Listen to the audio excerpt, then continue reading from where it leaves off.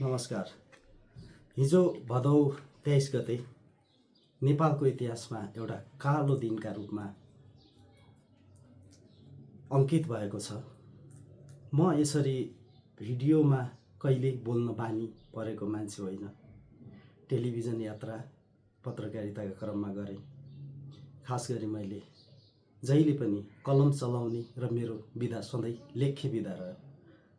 तर समय र परिस्थितिले मान्छेलाई यति विवश र बाध्य बनाउँदो रहेछ। असाध्यै मन परेका मान्छे निकै क्रूर साबित हुँदो रहेछ।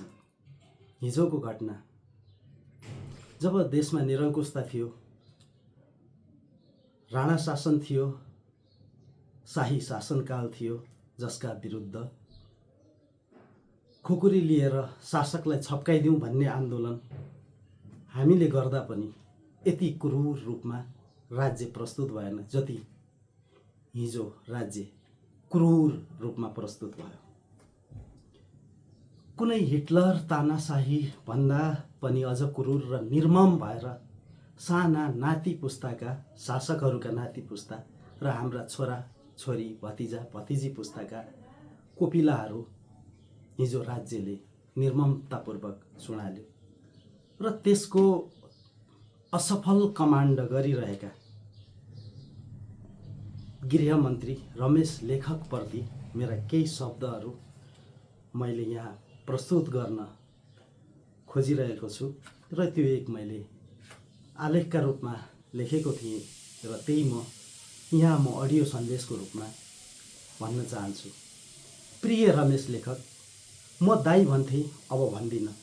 किन भन्दिनँ? तपाईँ जस्तो जल्लादी व्यवहार र चरित्रको पात्रलाई दाइ भन्न मेरो आत्माले स्वीकारेन। सक्यो भने कुनै दिन फेरि शक्तिमा पुग्नु र मेरो सर्वस्व संहार गर्नु, किनकि कुनै लोभ र पापमा पालित पोषित कुलङ्गार नागरिक म होइन। प्रिय लेखक, 81 असोज 10 देखि 12 गते देशभर आएको बाढीको क्षण म तपाईँलाई स्मरण गराउँ।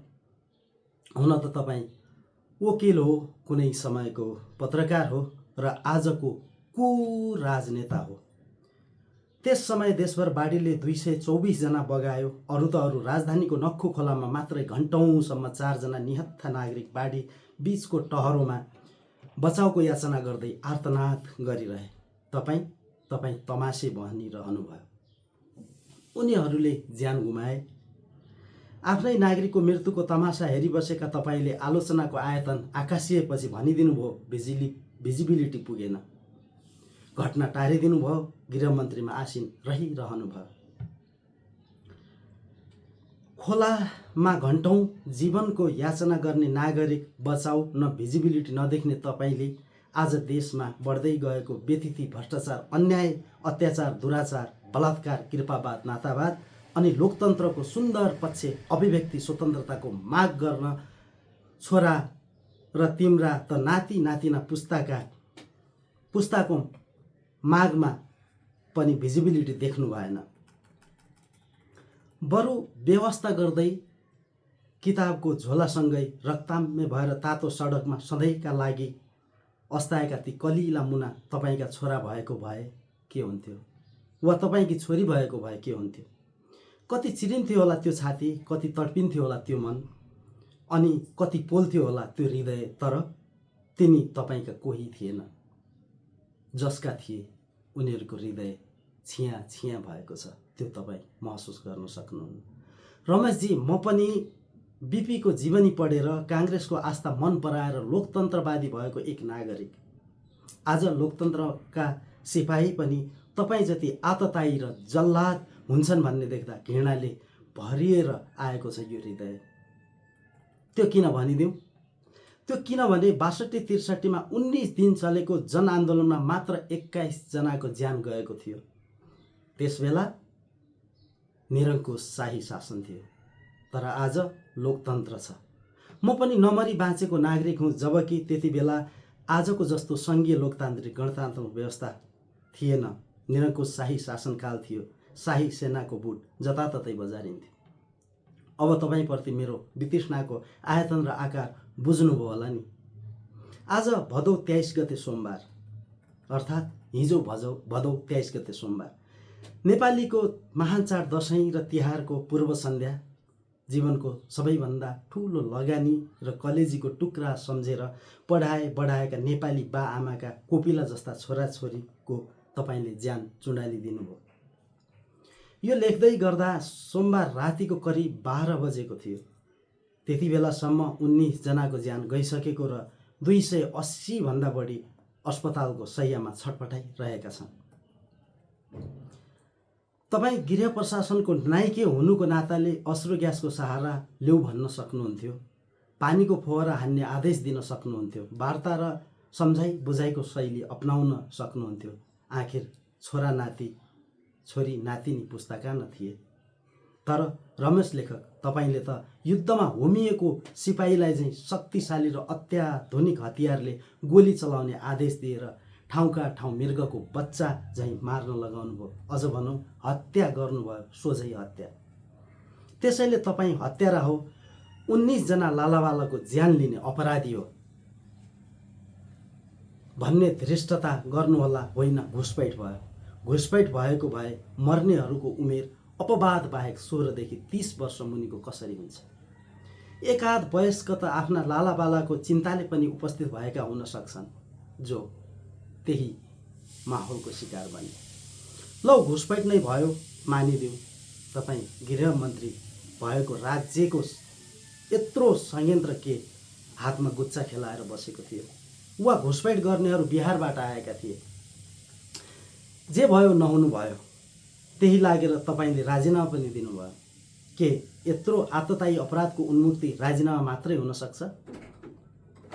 हो, नैतिकताका आधारमा राजीनामा नै हो भनौँला, तर मानवीयताका आधारमा यो अपराधको उन्मुक्ति तपाईँले पाउनुहुने छैन। किनकि मैले जाने बुझेर पढेसम्म नेपालको इतिहासमा सरकार विरुद्धको आन्दोलनमा आजसम्मको इतिहासमा कुनै पनि प्रदर्शनमा यति ठुलो नागरिक हत्या, त्यो पनि छानी छोरा नाति पुस्ताको भएको मैले थाहा पाएको छैन। यो नरसंहार हो, नरसंहार। यो मेरो मात्र आवाज होइन। भोलि तपाईँ सडक र समाजको अघिल्तिर निस्केर हेर्नु, यही प्रश्नले तपाईँलाई चिमोटिरहनेछ, लखेटिरहनेछ। रमेश लेखकजी, यो सब केका लागि गर्नुभयो? त्यही फासिस्ट आततायी र हिटलर बन्दै गएको ओलीका खातिर? वा छैटौँ पटक तपाईँका भीष्म पितामहलाई प्रधानमन्त्रीमा आसीन गराउनका खातिर? के दियो त ओलीले? के दिए तपाईँका भीष्म पितामहले? अन्तिममा बरु तपाईँले दिनुभयो राजीनामा, त्यो पनि हत्याको कलङ्कको टीका लगाएर। केपी ओलीको उन्मादी चरित्र र रवैयाको कुरा पनि मेसो मिलाएर गरौँला। अहिले तपाईँसँगैको संवाद सकौँ। यो किन पनि भने आज सडकमा छोरा नाति पुस्तालाई सडकमा उतार्न बाध्य बनाउने उनैको अभिव्यक्ति पनि प्रमुख कारक थियो। रमेशजी, आजको हृदय विदारक घटना मात्रै काफी छ तपाईँको आततायी र निर्मम मस्तिष्कको बयान गर्न। तर तपाईँ आपराधिक र निरङ्कुश चरित्रको वकिल पत्रकार हुँदै नेता हुनु भएको रहेछ भन्ने प्रमाण चैत 15ले नै प्रमाणित गरिदिएको थियो। मान्छु व्यवस्था विरोधीहरू राजावादी थिए होलान्, थिए त नेपाली। चैत 15 2081 तीन कुने घटनामा तपाईँकै गृह नेतृत्वमा निकै नियोजित रूपमा घुसपैठ गरेर वितण्डा मचाइयो र दोषको थुप्रो राजावादीलाई लगाइदिनु भयो। राज्य भएर पनि तपाईँको नेतृत्वमा आफ्नै निहत्था र निर्दोष नागरिक पत्रकार सहितलाई जिउँदै जलाउनु भयो र दोष अरूको टाउकोमा थोपरिदिनु भयो। सत्ता र शक्ति सधैँ रहँदैन रमेशजी। केही काल र पलका लागि नागरिकको खुन बगाएर सत्ता त जोगिएला, तर यो न दिगो हुन्छ न आत्मशान्तिको कारण। तर तपाईँ मान्छे खान पल्केको बाघ झैँ आफ्नै चिचिला नागरिक मारेर सत्तामा रमिरहन खोज्नुभयो। विडम्बना, आज तपाईँको शक्तिको धमास सकियो। तपाईँले 69 सालको स्थानीय र राष्ट्रिय निर्वाचनमै पोखिएको पुराना राजनीतिक दलप्रतिको अनाकर्षण बुझेर कदम चालेको भए आज सत्तामा भएर पनि वाहवाहीको पात्र बन्नु हुने थियो। विडम्बना बुझ्नु भएन र आज कलङ्कसहित सत्ताच्युत हुनुभयो। तर नैतिकताको दुहाई दिएर तपाईँले गरेको बहिर्गमन मात्रैले तपाईँ क्षमादान पाउनुहुने छैन। भदौ 23मा ज्यान गुमाउने कलिला छोरा नातिका रगतका छिट्टाले तपाईँको अनुहार कुरूप भइरहनेछ। ती बाछिटाले लतपति रहनेछ तपाईँको अनुहार। भ्रष्टाचार मुक्त समाज खोजेर सडकमा उत्रिएका जेन्जी पुस्ताको उछिट्टिएको रगतले तपाईँलाई पोलिरहनेछ, लखेटिरहनेछ। तपाईँ जस्तो कुनै समयको लोकतन्त्रको सिपाहीसँग अभिव्यक्ति स्वतन्त्रता, भ्रष्टाचार रहित शासन प्रशासन र समृद्धिको अभिलाषा खोजेकाहरूलाई तपाईँले गराएको मृत्युवरणको मानवीय मूल्य तपाईँले यो जुनीमै चुकाउनु पर्नेछ। तपाईँको हिटलरी शैलीको हिसाब उनीहरूले खोज्नेछन्। तपाईँको सन्तान र दर सन्तानलाई जेन्जीको रगतले पिरोल्नेछ। यो मेरो श्राप होइन, समयको सत्यका रूपमा प्रमाणित हुनेछ। यही लेख्न बाध्य बनाउनु भयो। एकै क्षेत्र र भेगका बासिन्दाको हैसियतले क्षमादान गर्नुहोला।